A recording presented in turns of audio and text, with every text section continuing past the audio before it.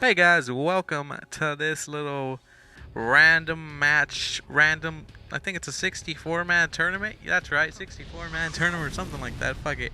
It's that, and what's gonna happen is I'm gonna do this tournament from my side. Just put on some matches for you guys. Some WWE 12 matches. Hopefully take this all the way until WWE 13 comes out. Remember, it's 64 match. It's 32 matches with 64 superstars or wrestlers or whatever you want to say from TNA and WWE. And the first one from the first group would be Bobby Roode and Austin Aries. This one should be fun. I hate the loading screen. I hate the fact that I didn't edit the video, that I just started talking like this, and that's not good. That's not professional. But look at Jack Swagger, man. That jobber. He's in the tournament, but I won't tell you who he's facing. But I'll tell you this first group and what's gonna happen. So you're gonna see a match right here. I already know what's gonna happen here, and I'm just gonna pick a winner. Just pick a winner on either who I like or what I want to do with this little tournament. Who is my champion of champions? If I had to choose one, who is one of my favorite at the moment or favorite of all time? We'll see. I don't know. We'll see.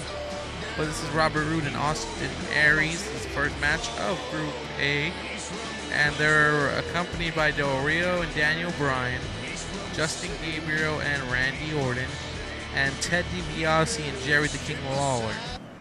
So whoever wins this will get the winner of Del Rio and Daniel Bryan. So it could be Bobby Roode versus Del Rio, Bobby Roode versus Daniel Bryan, Austin Aries versus Del Rio, or Austin Aries versus Bryan. There's a lot of outcomes into this, and that's the beauty of this right here, man. You're going to see a whole bunch of different matches, and I like doing matches. Matches are fun to do, man. Even if they're bad or good, I don't know if I do good matches or not. I don't know. I guess you guys can tell me that. But this is like 10-minute video, so I guess I'll talk about these guys and how I feel about them and how I feel about other things, So let's start this, man. Let's start off with, why am I doing this? Like, why are you doing this, man? Don't you have a life? Stop wasting my time and tell me why you're doing this. Well, there's no reason to it. I just do random things at random times, and sometimes I don't complete the whole thing. But here's one thing: the universe mode will be back soon. I haven't shot any episodes since the SmackDown one, so don't worry, you're not missing out much yet. So I'm gonna do that, and we'll see what happens. I'm hoping that keeps going and going, but I've been very busy as of late. I barely started working, which is fun work. Fun working and all this and that. It's only 4 hours a day, but it's still something. I'm not used to waking up early. There's something about the morning that makes me sick, and that's just what I feel about it. But school's coming up too, so it's gonna be a little bit tougher. But I'm shooting a bunch of matches and whatever else, the storyline scenes, so I can get some stuff going here and there.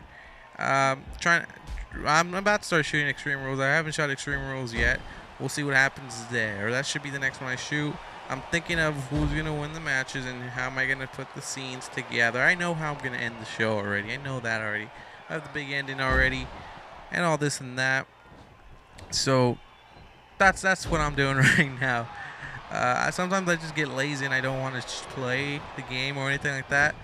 Because when I get lazy and I play the game, I put on really, in my opinion, what I think are really bad matches. That's just my opinion. I don't know. I always try to put on some good matches unless it's like different for storyline or something like this. Like this one, I don't think it's a great match, but it's a fun match to watch. I'm remembering a little bit. Oh, what a spine buster. Who wins this one? I don't remember who wins this one. You gotta wait to the end. But let me give you my feelings on Bobby Roode and Austin Aries. Now, I do watch the Impact Wrestling. Not every single week. Maybe sometimes I get like a 3-week straight, and then I miss one episode, and then I start watching it again like that.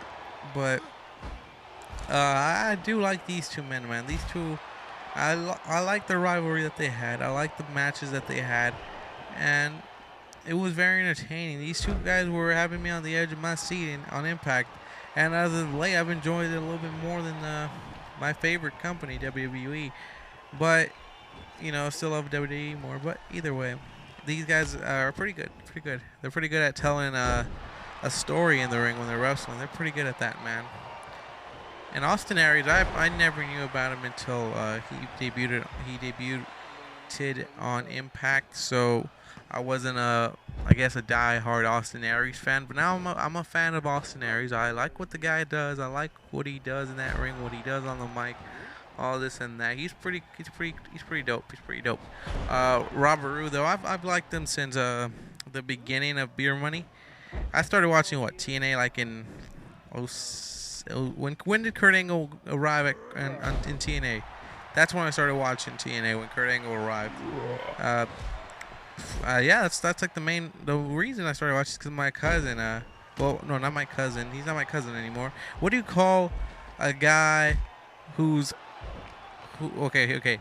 My uncle had this. Well, that was his ex-wife, but now he's not my cousin anymore because my uncle wasn't his dad.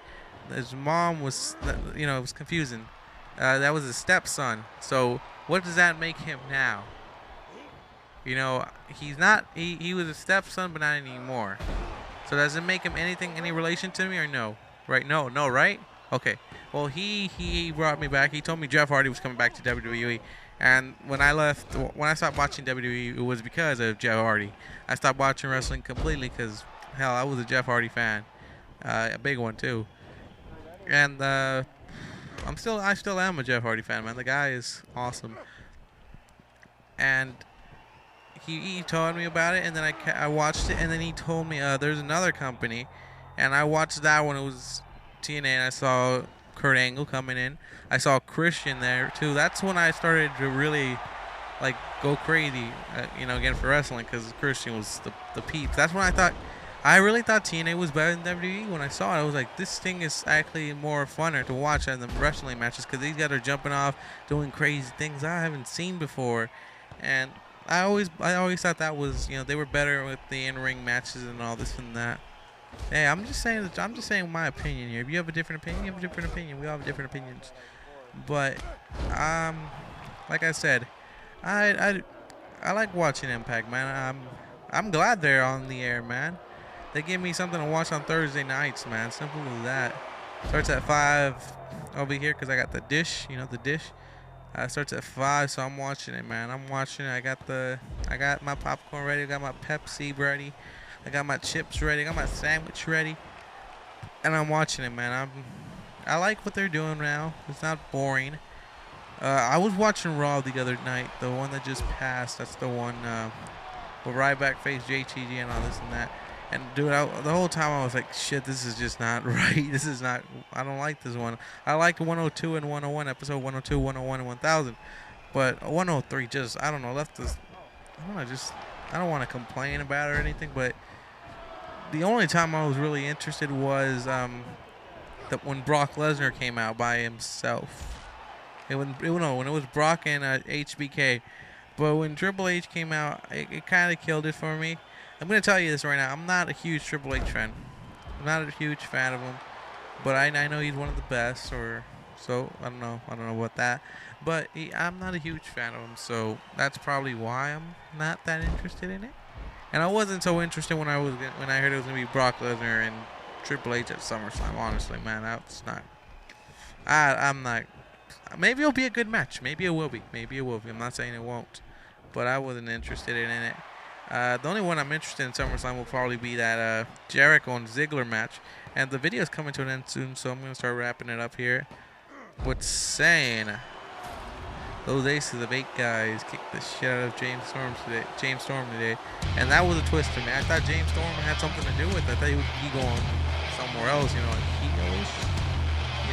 For glory, because he isn't in the league. And he could win it, and he could face Austin Aries, so why not turn heel and send the Aces of 8, the Aces and 8s, wait, what's it called, Aces and 8? On your ass? Why not? Why not send them as his? Well, I don't want to give it to him, but maybe this is the whole angle that makes it look like he's not the leader, but he is in fact the leader, but he just told him, attack me, so everyone thinks that's it. You know, I'm not the, you know, the whole suspicious thing is gone. But yeah, I hope you enjoyed the match, and the winner was Austin Aries. So Austin Aries will advance to the next round to face either the Mexican aristocrat Alberto Del Rio or the yes Daniel Bryan, the submission expert, whatever else you want to call the guy that will kick your ass. I don't know, the man who knows everything about wrestling. I don't know, D-Bry, the nerd. You know, what else you want to call him? Once you go Brian, there's no point in trying. There you go. Is that how it goes? I don't know, man. But if you liked the video, make sure you liked it. If you have something to say it. Put a comment down there.